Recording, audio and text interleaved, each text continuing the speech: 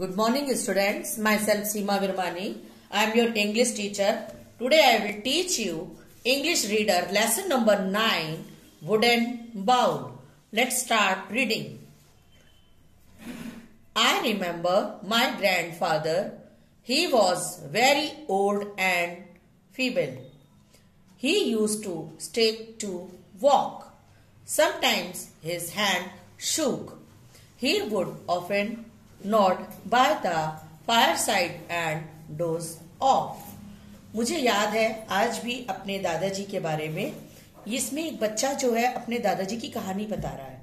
तो वो कह रहा है कि मुझे याद है आज भी अपने दादाजी जो बहुत बूढ़े और बहुत कमजोर थे और जहां तक कि उनको चलने के लिए भी लाठी का सहारा लेना पड़ता था और उनके हाथ बहुत कांपते थे।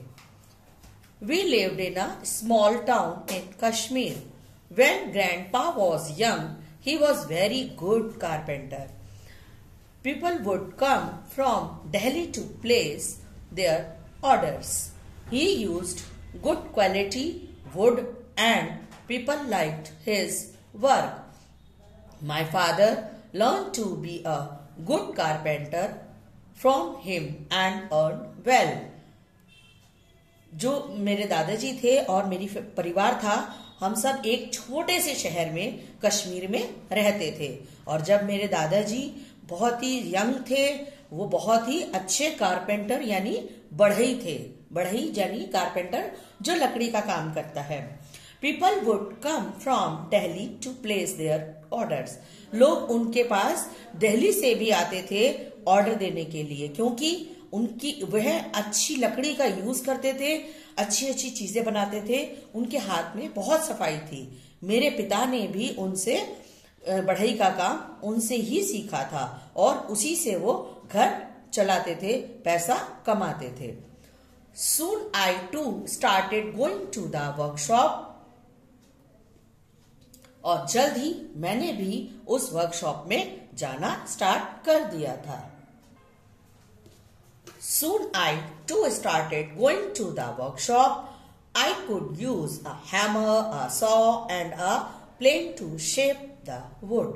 मैंने भी उस वर्कशॉप में जहां पर लकड़ी का काम होता था, मैंने भी स्टार्ट कर दिया था और लकड़ी को शेप देने वाले जो टूल्स हैं, छेनी, हथौड़ी, इनका भी मैं यूज करने लगा था। Every evening we used to sit down for dinner at the table. Both my mother and father used to get angry with the old man. While eating, he sometimes spilled soup on his clothes. Very often he dropped the spoons. One day he dropped his plate on the floor. It broke into tiny pieces.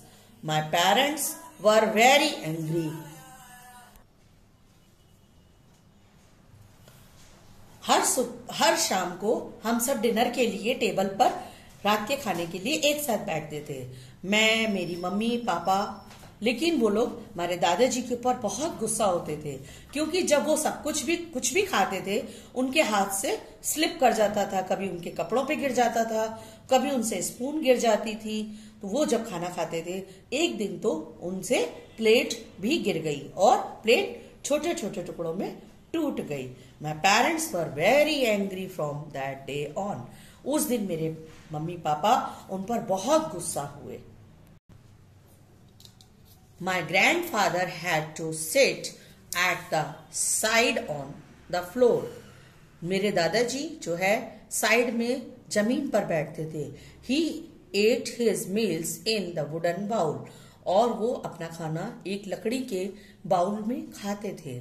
I know that Grandpa was sad, but he did not say anything. मुझे मालूम था कि मेरे दादाजी बहुत बूढ़े हैं, लेकिन वो किसी से कुछ कहते नहीं थे।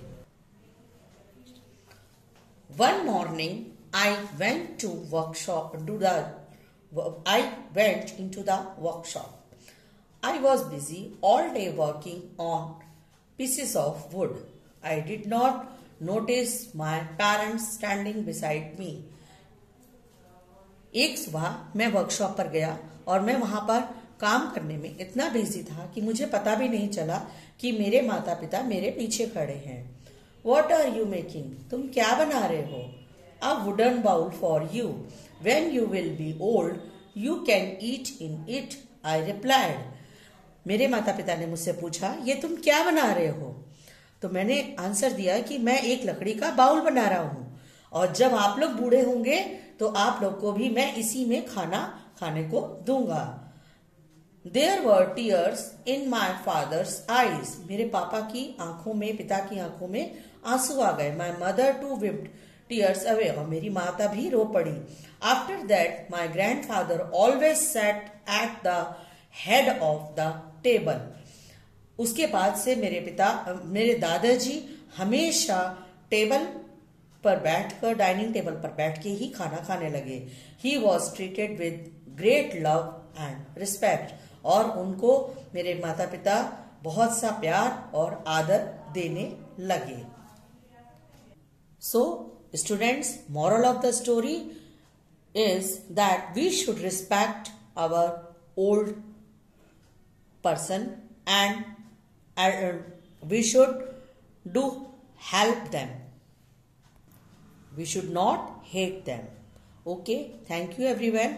I hope आपको ये स्टोरी समझ में आई होगी. You understand well this story. Now you have to do your work related to this chapter in your fair notebook. Okay, thank you everyone.